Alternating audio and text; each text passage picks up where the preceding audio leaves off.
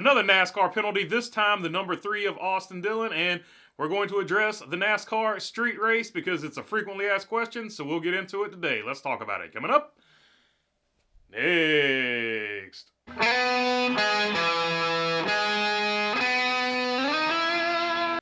What's going on, everybody? Hope you're doing good today. All right, Austin Dillon and the number 3 have been hit with a level 1 penalty. Let's take a look at this tweet from Bob Pogers.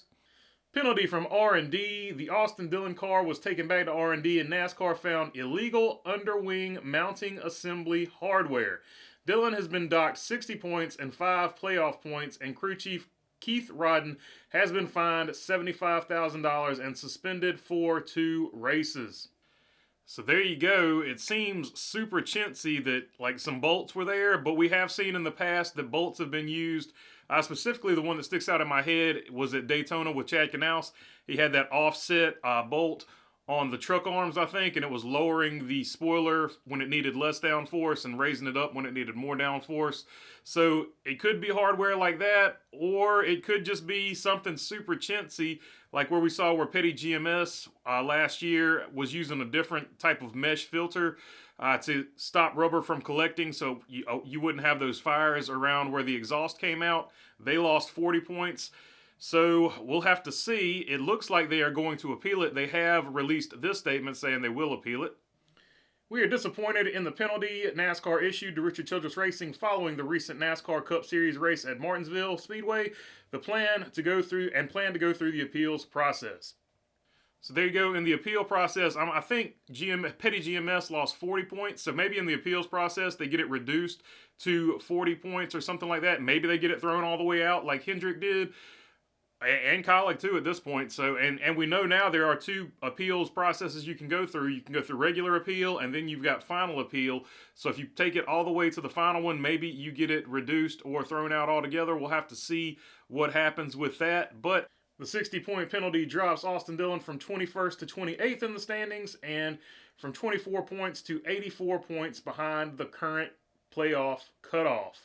So that's pretty significant. 24 points is something that if somebody has a bad day or a few cars have a bad day, that could launch you into the playoffs. 84 points, that is something you're not going to make up in one race, right? So they have taken multiple races away from him. I would say it's close to like a 4-race penalty if you sort of do the average number of points that somebody scores in a season. At least somebody that's fighting for the playoff spot right there. So it's going to take him like 4 really good races and 4 really good bad races just to get him back to the 24-point deficit that he was at. That is, of course, if they don't get the points thrown out. It also begs the question, this is sort of becoming the season of penalties. Has NASCAR gotten even more tighter on how they're calling, penalties and things like that? That's an interesting question because it's starting to feel like that episode of Oprah where she was giving out the cars, you get a penalty, you get a penalty, you get a penalty. It is starting to have that feel to the season like that. And if it continues on like this, it's going to be one of those seasons like, we look back at it, this guy won, but he wouldn't have won if he hadn't gotten the penalty. The season that a lot of people point to and say things like that about, or the season that Mark Martin probably should have won the title, but he got that penalty for the welded intake manifold. It was improperly welded or something like that, and a lot of people point to that and say, he would have won the championship if it hadn't been for that. So does this end up being one of those seasons? I don't know if you can do that in a playoff style format, so I don't know if it'll ever be one of those situations. But so far this season, the penalties have been the thing that most people have talked about.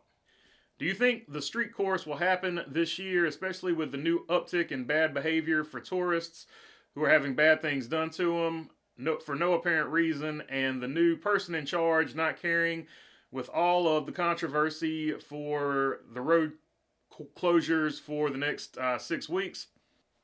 So, of course, that's a topic that is sort of I've made videos about it before, and they'll start off doing really good, and then you just see them fall off of a cliff if I use certain words. So that's why I left certain words out of that one.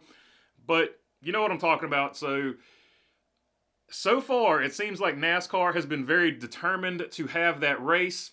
I don't know if this new series of events is going to deter them or not. I would personally say the thing to me looks like it's up in the air, but I don't know where NASCAR is sort of thinking about it, where NASCAR is sort of standing on it. I don't feel like the new person in charge over there is behind this race like the person was behind this race who just got replaced. To me, it's a lot of things up in the air, but I think it's a topic that is persona non grata to mainstream NASCAR media because none of them have asked about it, so I feel like it's an off-limits topic for them.